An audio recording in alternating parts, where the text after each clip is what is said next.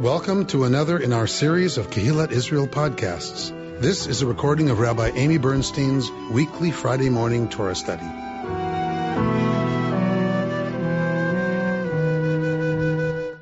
Parshat Terumah, we are in the second triennial reading, so that puts us at chapter 26, verse 1. Everybody got it? Excellent. All right. As for the tabernacle, make it of 10 strips of cloth. Make these of fine twisted linen, of blue, purple, and crimson yarn, with a design of cherubim worked into them. The length of each cloth shall be 28 cubits, and the width of each cloth shall be 4 cubits. All the cloths to have the same measurements. 5 of the cloths shall be joined to one another, and the other 5 cloths shall be joined to one another. Make loops of blue wool on the edge of the outermost cloth of the one set, and do likewise on the edge of the outermost cloth of the other set. Make 50 loops on the one cloth, and 50 loops on the edge of the end cloth of the other set, the loops to be opposite one another. And make 50 gold clasps, and couple the cloths to one another with the clasps, so that the tabernacle becomes one whole. All right, so we've just gotten some very specific details, right? And the beginning of this sentence, of this chunk, it says, Ve'et ha-mishkan ta'aseh. And the Mishkan you're going to make. And here are instructions for making the Mishkan. That is what began our Parshat Terumah, is Vayikchu li Terumah. They shall take for me Terumah, gifts. The tabernacle is to be constructed out of gifts that the Israelites give. Nadiv Lev. They have to be. It has to be a voluntary gift. Their heart has to be moved to give it. There is going to be a tax, right? There's a half shekel tax that will be part of what's going on. But the Mishkan itself is built only out of gifts brought by the Israelites. So what is the trumot that they can bring? So we got a list at the beginning of the parsha about all the things they could bring, and of course that's what we have here is what they're going to do with that. All right, so the Mishkan itself is going to be made of strips of cloth with fine twisted linen of blue, purple, and crimson yarn. Why blue, purple, and crimson yarn? Royalty. What else? Rare, so it's expensive. Which made it also, so that's why it's royalty. What else? What else are these colors about? They look nice. Some people like green, Bert. So there's 12 tribes. So royalty, magic. Blue is the color of magic. So you think about the Near East. Think about, even right now, you think about, go to anywhere in the Middle East. There's blue everywhere. There's blue everywhere. The Chamsaot that you'll see, the eye, the big, eyes that are against the evil eye are blue. Okay, most of the eyes in the Middle East are not blue. They are brown, right? So, but the eye is blue because the blue was a color of magic. It had a lot of power in the ancient Near East. So if you're taking a community that's been used to magical expression, then you need to make sure that is represented in your new religious, symbol, which is the Mishkan. Well, the Israeli flag now. Right? Exactly right. So it's a very powerful color in the region. So blue, and it's expensive to make. So also, royalty, which is purple and blue. So some have said that also we get, so in Kabbalah, there's this idea that blue is the masculine and crimson is the feminine, and they come together to make purple. So that, we kind of have the union of two different colors that then come together to make the third color, if you will. And so even if and Kabbalah tends to not think masculine, feminine in terms of how we tend to think of that, right? It's energies. It's more like yin and yang. That you talk about heat and cold, and and the balance of all those things. It's not about girls and boys, right? So it's a balance that you take this side and you take this side and you bring them together and you make purple, which is a lovely interpretation. All right, so we've got all the colors that you have to have there. And we are told that 5 of the cloths shall be joined to one another, and the other 5 cloths shall be joined to one another. So you sew 5 together, you sew another 5 together, right? And then presumably you're going to sew those 2 halves right together. Because remember, the Mishkan is essentially a tent. So it's covered in cloth. We're going to make loops of blue wool on the edge, right? And so we're getting very clear instructions about what's supposed to happen. So all of these loops, and then we're making 50 gold clasps that couple the cloths to one another, so that the tabernacle, v'haya hamishkan echad, so that the Mishkan will be echad, one. Right? So this is not, I can't believe that it's said this way by accident. The Mishkan is echad, and Adonai is echad. Okay? How long is a cubit? From here to here. Like On a foot man. and half? About a yard and a half. Or women like me who have monkey arms. But From here. That's not a yard. from the tip of the finger to the elbow is a cubit. Is that about a foot and a half? You know what? I'm terrible with measurements. I'm terrible with them. So I have no idea. When you tell me it's the size of a football field, I'm like, okay, all right. It's the size of 3 football fields. I'm like, okay, good to know. I have no idea what that means. Yeah, I just need to watch more football, right? Like, Laura's like, what's the matter with you? Like, this is the size of a man's of a cubit, and all the cloths have the same measure, whatever that doesn't seem that big. right. 28 cubits can't be very long. So this is not a huge structure. Right, because they have to carry it. We think of it as a huge structure, right? But they're going to be schlepping it, right? And there's not much that goes on in there. They light the menorah. They put the showbread out on the table, right? There's a altar outside. The altar's not inside the Mishkan, right? What's inside the Mishkan? What ritual elements are inside the Mishkan? The incense, the menorah, the table. What else? Where are the 10 Commandments? The tabernacle. In the ark, in the Holy of Holies. So that's all there is. And God. Isn't that about the size of this room? And God is in 28 there cubits too, would be right? about That's pretty 36 feet. Well, they took it apart. So And there were a lot of them. So it's their chapel, right? Their traveling chapel. And so and remember, what is the other reason it doesn't have to be very big? There's only the Not a lot of people go there. Exactly. Only the priests go in there, right? Levites don't even go in there, right? The priests go in there. And into the back, only who? Only the high priest goes into the Holy of Holies. When? Yom Kippur. On Yom Kippur. Right? So the Holy of Holies usually nothing happens with that. Right? That's off limits to everybody, even the high priest, until the Avodah service of Yom Kippur. All right. V'asuli mikdash. They shall make me a mikdash. But let's go a little bit further before we go back to V'asuli mikdash. You shall then make cloths of goat's hair for a tent over the tabernacle. Make the cloths 11 in number.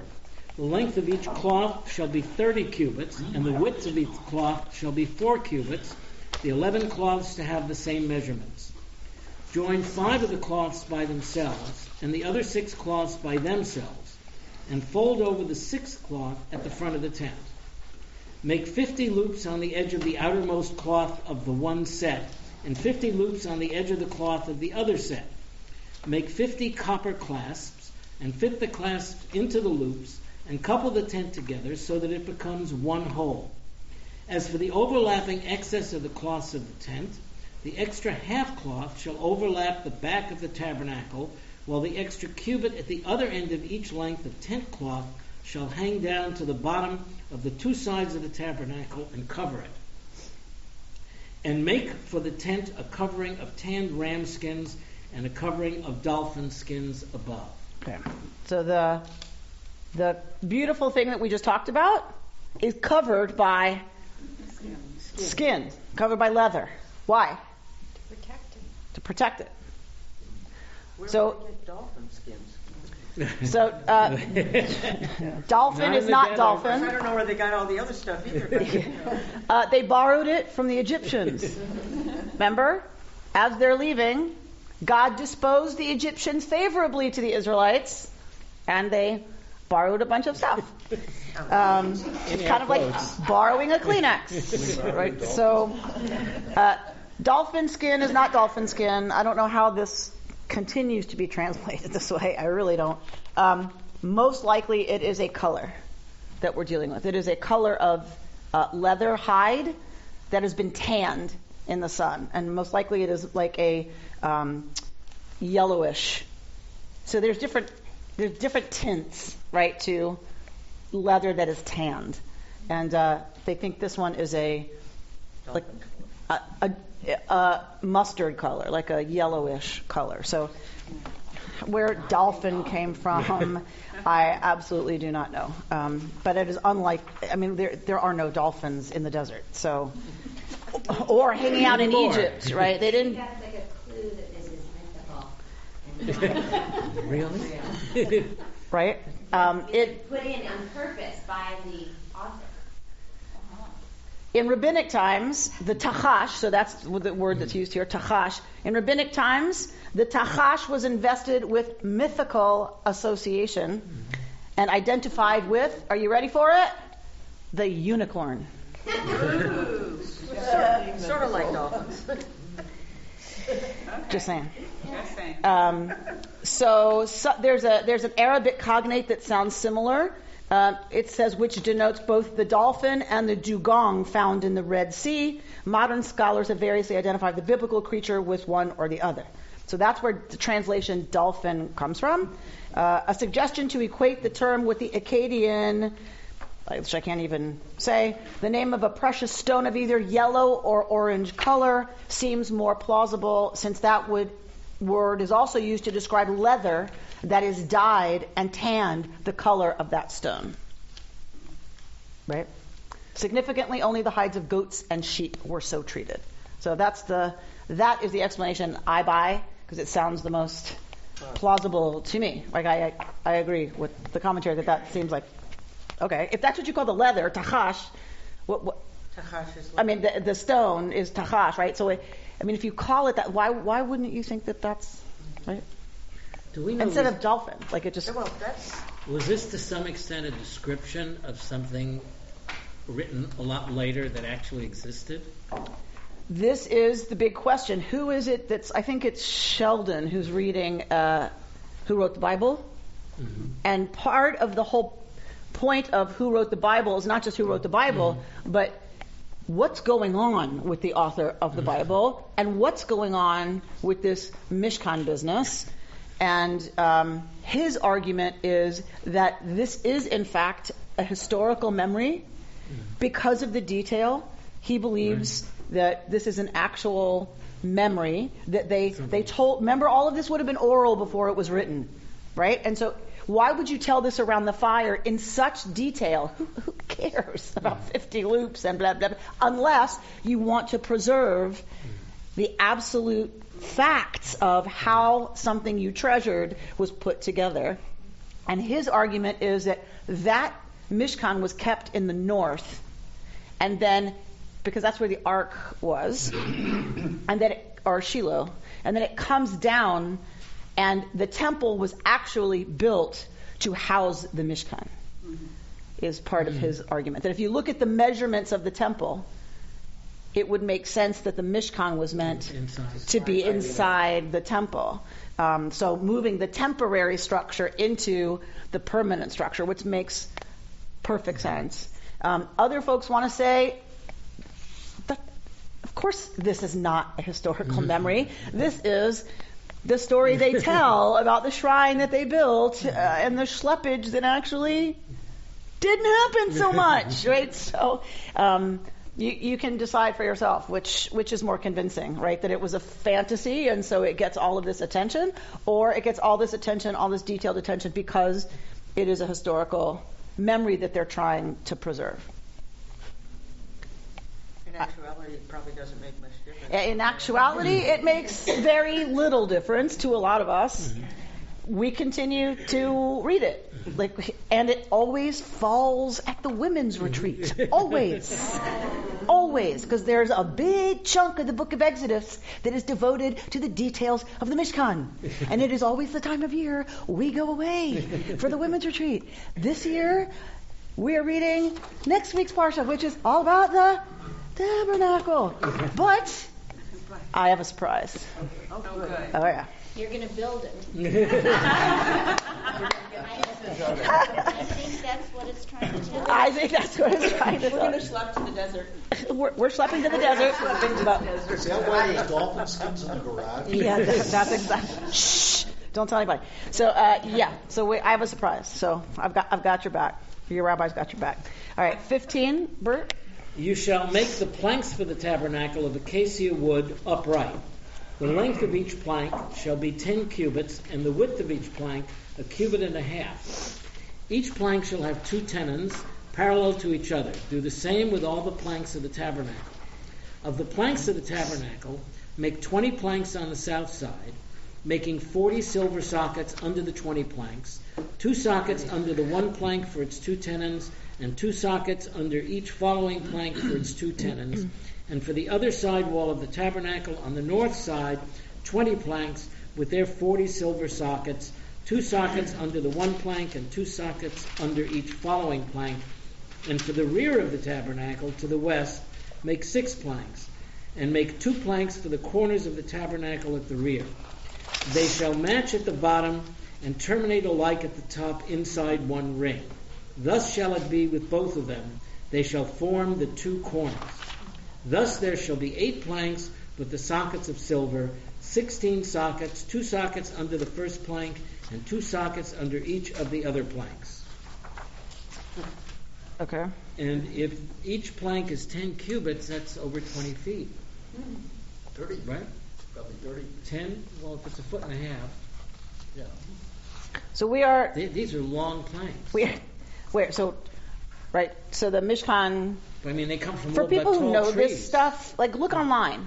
I used to bring y'all a bunch of pictures, right? So look online, and if you remember all the slides and stuff I used to bring you, it was like tall and skinny.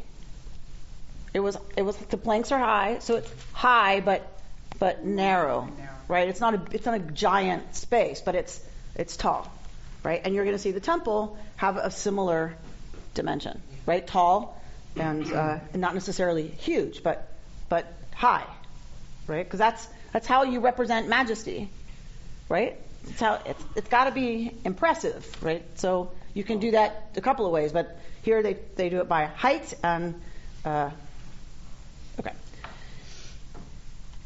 So the other thing to remember is that the Israelites won't even see this. There's a fence all the way around the Mishkan. So the Israelites don't even see what's going on with the Mishkan. They don't see what's happening at the altar.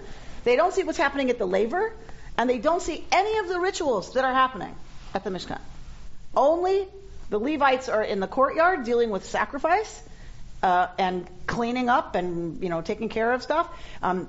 The priests are the ones offering the sacrifices, and the priests are the ones inside the Mishkan itself. So this is very much all of this detail, all of this talk about all of what it is and what it symbolizes and what it's about, and the people don't experience it, right? Other than they know it's there, right? If it's tall, then they can see part of it, but they don't see any of the activity that's going on. The materials, so they at least have an idea of what should be there.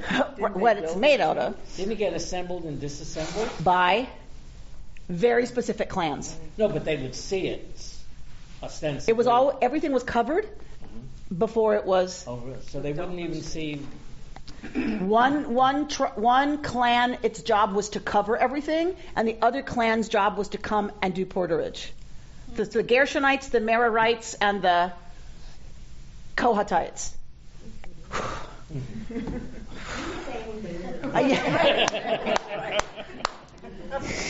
So, where does it tell us that everything was covered? Did we read it here? Yeah. That everything was covered? Yeah. Yeah. It's all Yeah. So there's this big movement in Israel to rebuild the temple. Are they also going to rebuild the Mishkan? No, because the temple took the place of the Mishkan, and when Mashiach comes and the dead are resurrected and we have the third temple, it's going to be a temple, not the Mishkan. So what they need to rebuild is the temple, not the Mishkan. Just so you're clear. That yes. Well, it's true that they don't see it, but at least they got a report as to where all the booty went. That's exactly right. And so if you don't see it and you're not a part of it and you're kind of excluded from what happens there, what is one way you can participate in it? Telling the story about every single loop and clasp. So this is part of, right, the possibility about why this tradition gets kept and why it becomes important that it's preserved, is because that is the way the people can access the experience of the Mishkan. And later, it became certainly for the rabbis the way they could participate in the temple. Right? Remember, once the priesthood is destroyed, once the temple's destroyed, biblical Israelite cult religion is gone. Gone. Obliterated overnight. We should have disappeared in that historical moment. Israelite religion was gone. So if the cult is gone, what do you have left? Stories about what happened in the temple. Memories that become stories, right? So they're not my memories, they're my ancestors' memories. For me, they're stories, but they're someone else's memories. And for the rabbis, this is how when people look at some of the Mishnah, they're just like, why are these people so OCD and obsessing on exactly when would the morning sacrifice have happened? Exactly what time? Right, would the morning offering have happened in the temple? And they obsess about this. And what time is evening? Exactly. When is it day and when is it night? Exactly. And I mean, think about it. Think about Jews who light candles. What time is sundown? Exactly. And when can Havdalah happen? When there's 3 stars in the sky, right? So it's very, very precise. And they write and they argue and they write and they argue. No, it's not then. It's 4 stars. No, it's 7 stars. No, it's before the star. And people are like, this is nuts. That this stuff became important to a people. Why? Because it was their only way of engaging with the rituals of the temple. It was the only thing that connected them to the religion of their ancestors, right? To the religion of the land of Israel. And remember, most of these folks were in where? Where were the folks who were having all these conversations? Babylonia.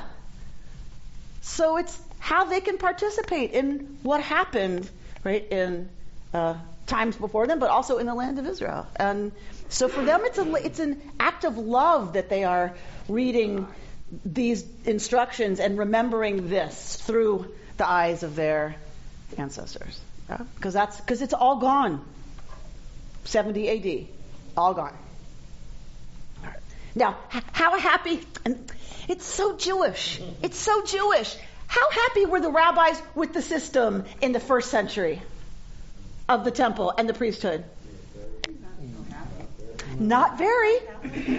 Right? How did we survive? Why did we survive when the priesthood was obliterated? Because we had a bunch of rabbis who already were doing something different than the temple ritual. Because they were critical of the temple ritual. Just like Jesus. He was one of them. He was one of the Jews who were deeply critical of the temple and the priesthood and the corruption. So only the Jews, they were critical. They had a different movement that was kind of pushing against. That's how we survived. And what do? They sit around and obsess about the temple ritual. It's so Jewish. The very system that they were really having a lot of problems with. They sit around and lovingly argue about when did the sacrifice exactly happen. So what was the corruption you're talking about?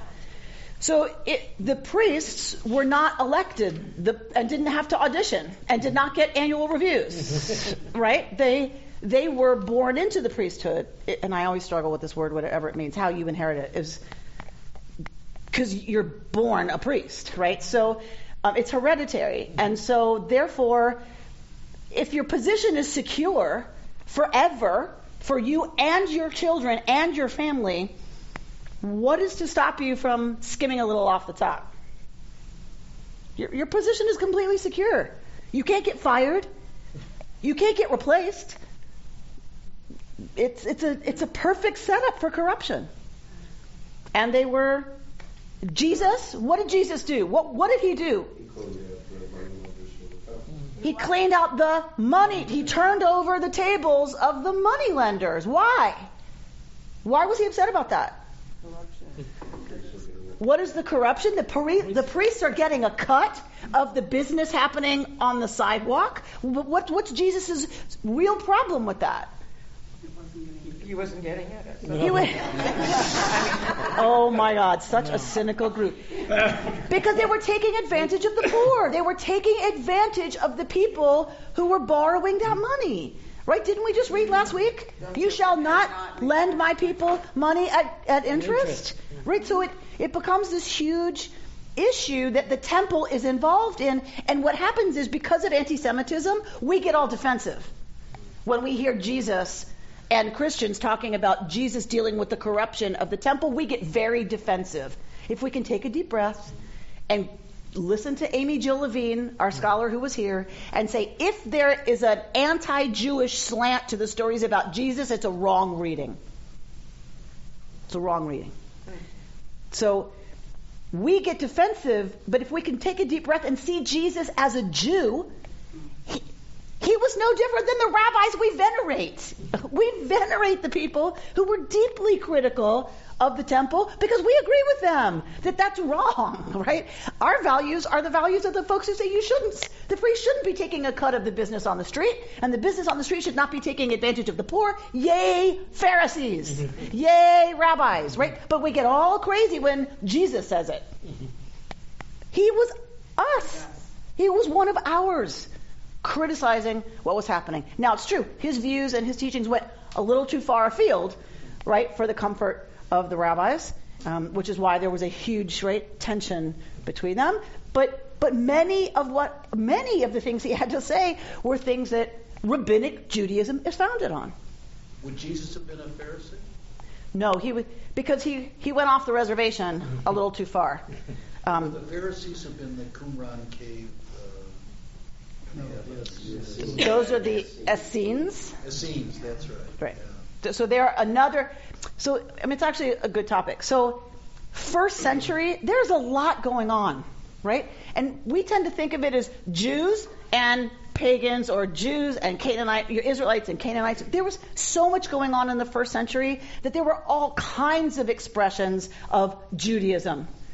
The Essenes are an example of a very radical ascetic group, fringe, we would call them fringe today, group. They were Jews, right? But we would not recognize much of what they stood for, right? Or at least the focus for them. The same way we're Jews, as are the ultra-Orthodox, but the ones who are focusing on building the third temple, we just don't have a terrific amount in common with them, right? But we're all Jews. And so that's how it was in the first century, that Jesus was a Jew, but that doesn't say what kind of a Jew he was. We tend to think, well, if he was a Jew, how come, right? But it's like, what kind of Jew, right? When Jesus is baptized, right, we believe he probably was baptized into this kind of religion that focused on eschatology, that focused on end times.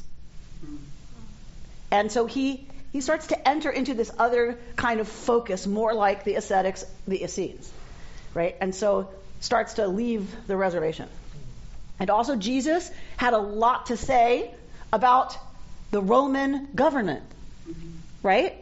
And you start talking about the Roman government. Sometimes I'm drawn to these horrible TV shows on Netflix that I then binge watch. And one of them was called Rome. It was so good. But it was just like, oh, I can't watch what's happening. I can't watch what's happening. It's so good. It's called Rome. And that's one of them, but I've watched several others like it. And if you study the Romans at all, their cruelty was unparalleled. And their technology that allowed them, I think of it like the Nazis. match cruelty and a hunger for power and match it with really good technology, and it's stupefying, right? The horrors that happen.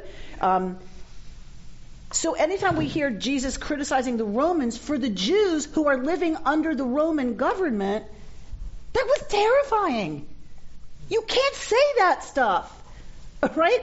And he's a Jew, and he's speaking as a Jew. This is the tension between the Pharisees and Jesus, and followers of Christ.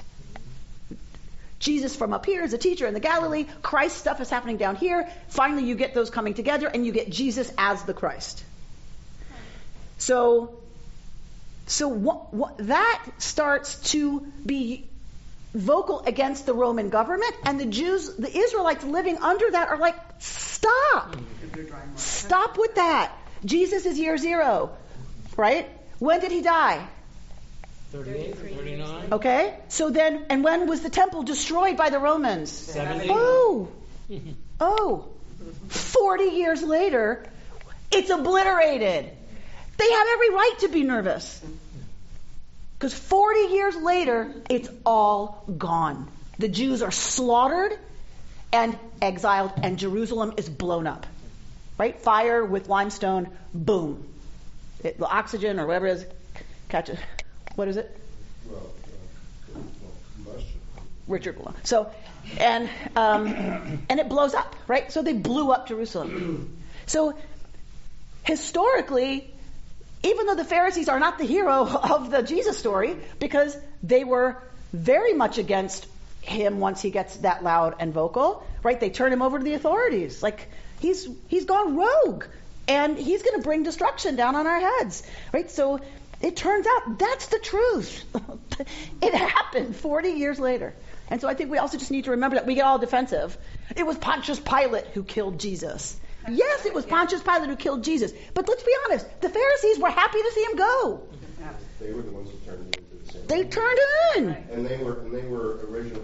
And in the absence of the whole Jesus narrative, normally the Pharisees would have been 100% against whatever the Sanhedrin wanted to do, because the Sanhedrin was the sort of the class of Jews that was in power. So these are all the ways that we have our kind of reactions, but don't necessarily focus on the history. So I just always encourage us to take a deep breath, right?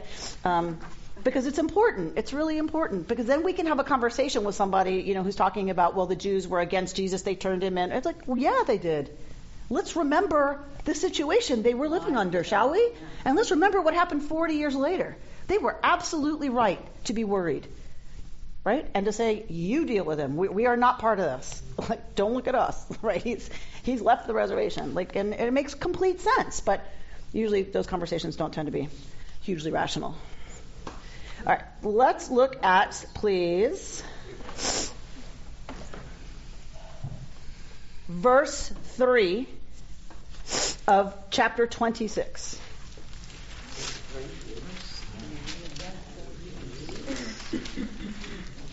So we're going back to the 5 cloths, yeah? Yeah. Chamesh hayiriot tihiana, right? So we're talking about these 5 claws. What tihiana? They shall be what? Chovrot isha el achota. Put together. And what does it literally mean, Rita? Isha el achota. A woman and her sister. A woman to her sister. That's a funny way of saying it. That is a funny way to say what we're trying to say here. So first of all, we're using the feminine. So the parts are being described in the feminine. And then when you say one shall be attached to the other, the Hebrew says literally, Chovrot isha el achota. A woman to her sister. Road also is Except here it's the verb. Right? That they will be chevred. Isha el achota.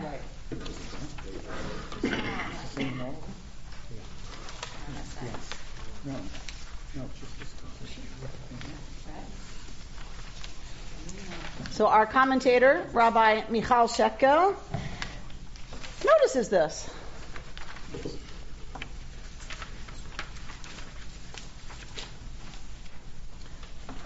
Look at that first paragraph after the italics. Go to the last sentence of that paragraph. The first, you see this, the second commentary that we're in? Yes? Michal Shekel. Last page. Oh, here. Last page. Next. All right, so go to that paragraph below the italics, to the last sentence of that.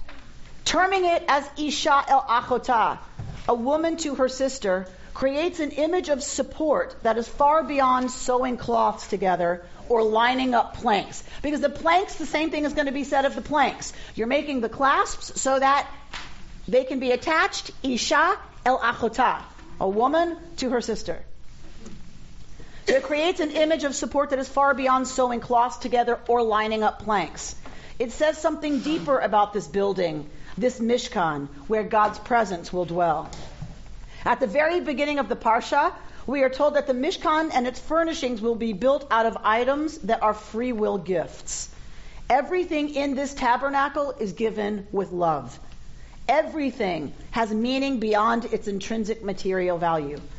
We often speak of items that are important to us as having sentimental value. Not so here. The act of giving something freely bestows upon it a spiritual value. Right? The other level to remember here is that these are slaves. Right? According to our mythic history, these are slaves. What does a slave have to give? Not a lot. Not a lot. And so the very act of giving and giving generously and voluntarily bestows dignity on the giver.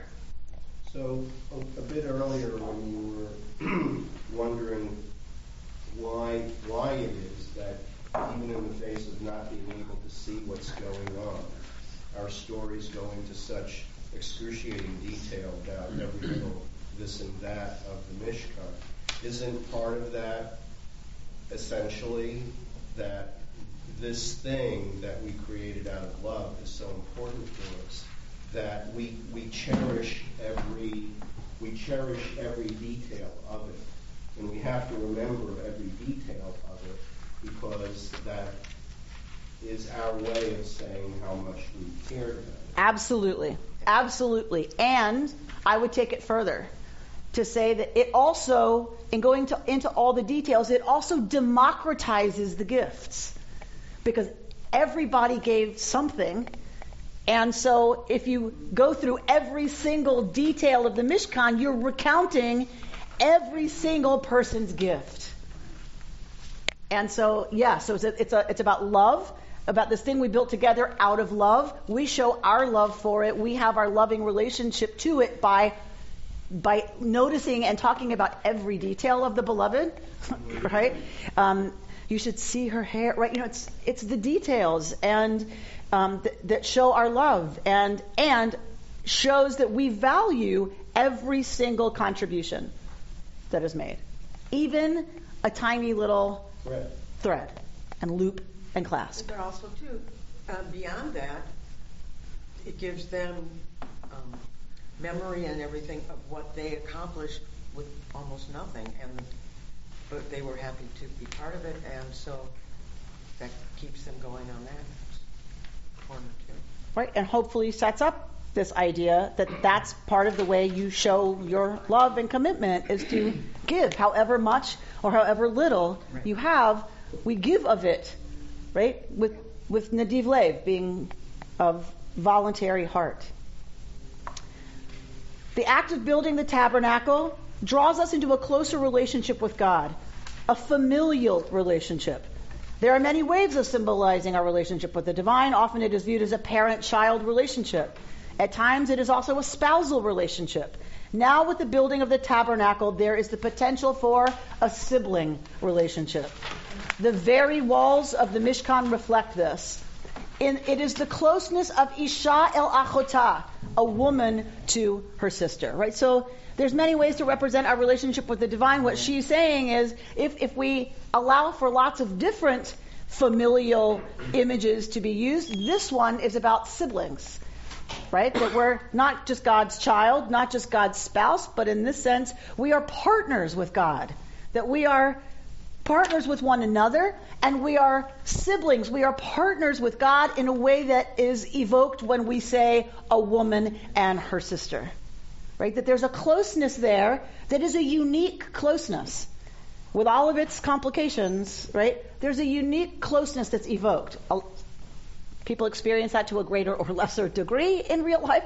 But I think for all of us, it's evoked, right? This idea that a woman to her sister has a special kind of closeness. And what Rabbi Shekel is saying is that's a part of what the Mishkan is representing, is this kind of closeness between us and the divine. That is the point of the Mishkan. Susan, did you have something you wanted to add? No. Okay. Yes. Can we take from the text that the sister characters up till now have been closer or more trusting one another than the brother characters? And is there a reason why it would have been a man with brother? All the brothers haven't done very well. Starting with Cain and Abel.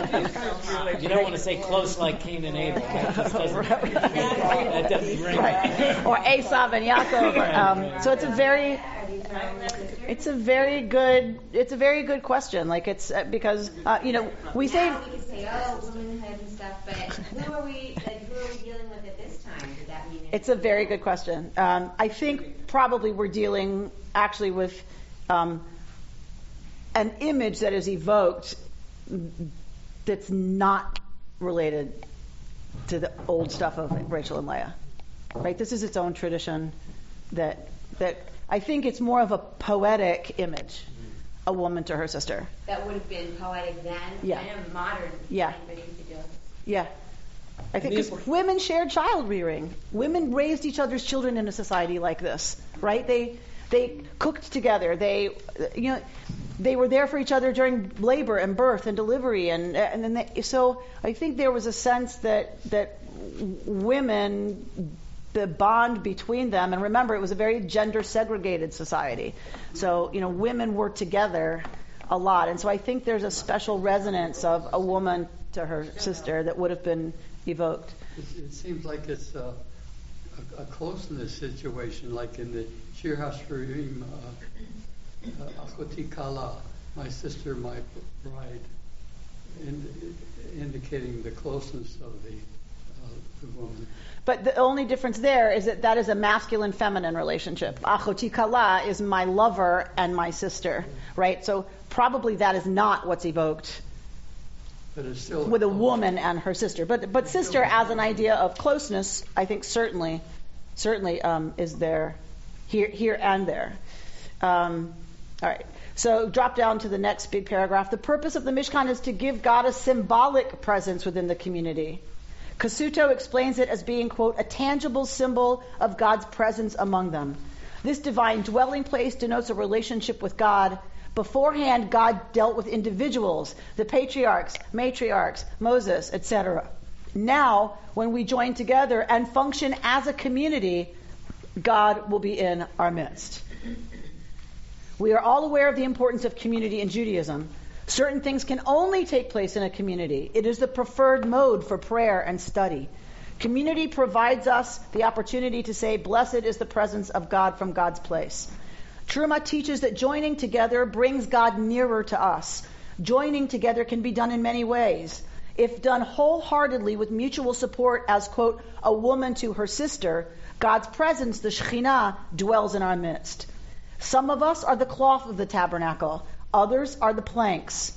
But we are incomplete as individuals. We must be joined to one another, Isha el Achota, with the clasps, so that the tabernacle becomes Echad.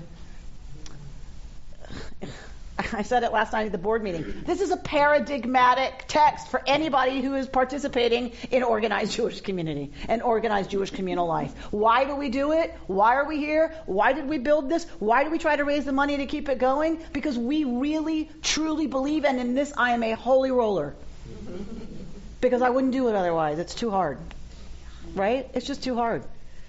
But I'm a holy roller. I really believe exactly what she said, and I believe that it does come from as old as the Mishkan, that when we come together to build something, when we see one another as achot, as ach, right? When we come together and we do this business of seeing one another as sister, as brother, and then treating each other like that, knowing that the idea is to draw the holiness into this world, what's better to be about than that? I believe it's transformative for us. I believe it's transformative for us as a community. And I believe when we do that well, that becomes transformative for the world.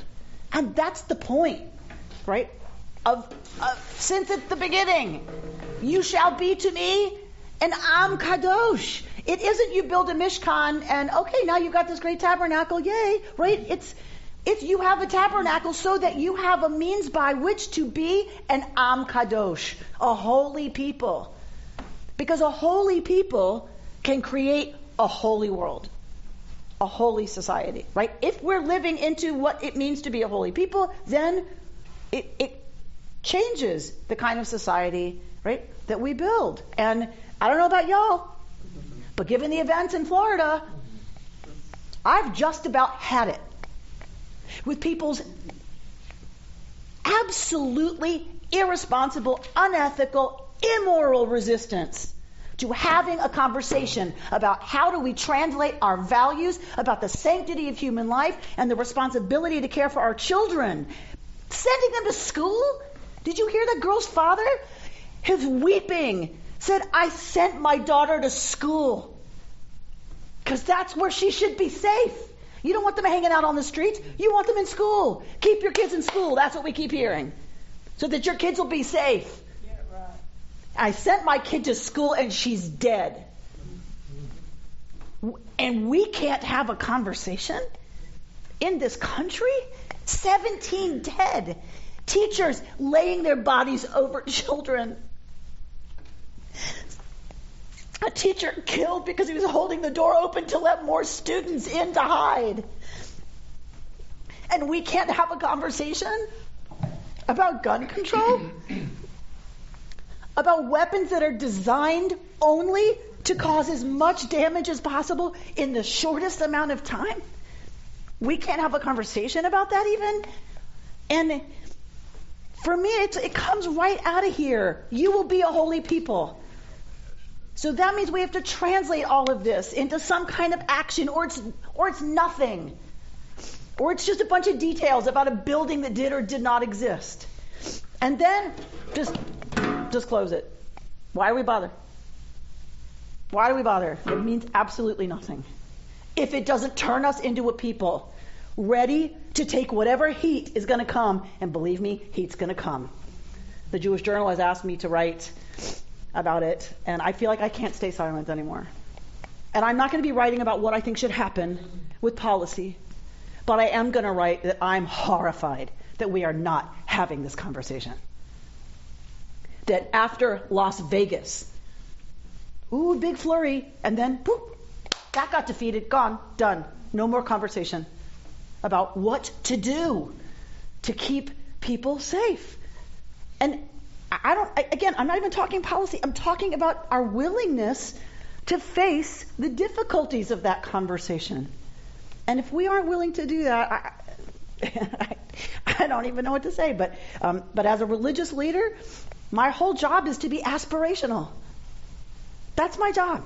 And if I can't do that, be aspirational, that we can have this conversation and must have this conversation. It is now a moral issue to me. If we can't say that it's a moral issue and we need to talk about it, then you don't need religious leaders. Lock the front door. Because this place means nothing. And again, I'm not saying what that is. We don't have to agree. But this should be the place where we can have those kinds of conversations and where we should draw on the values of what we are reading so that we know some guidance about what to put at the center of that conversation. And for us, that is, of course, pikuach nefesh, the sanctity of human life and saving and protecting human life. And that is first and foremost. And so these are details, yes, about something that we can think is irrelevant. But the point of it is what she is saying here, which is building this is supposed to turn us into a people who behaves a certain way in the world and creates a certain kind of world around them. We read in the Torah, she says at the bottom, and we know from our own lives that we do not always succeed at this work. Usually, hopefully, the bonds that keep us joined to one another, the clasps that make us whole, are sturdy enough to withstand the pressure. When we can build on these bonds of sisterhood and brotherhood, we too create an environment for holiness in our midst. We must trust that the clasps will hold. However hard it gets, however hard the conversation is, we have to trust that the clasps will hold. That is where we can lean into hope and into optimism and into a different kind of future. And as for me, I believe that is the only way to honor the dead. That is the only way to honor the innocent blood and life, the memories that will never be created by those kids. I have a 14-year-old daughter. Many of them who were killed were 14. It doesn't even have to be about me and my daughter. It's just like the memories that will never be created by these people, the people who are devastated because of who they've lost. That we have to honor that, and the only way to do that, I believe our tradition says, is to change the world around us, to change the world that we live in. You've been listening to Rabbi Amy Bernstein's Friday morning Torah study from Kehillat Israel in Pacific Palisades, California. For more information, go to our website, www.ourki.org.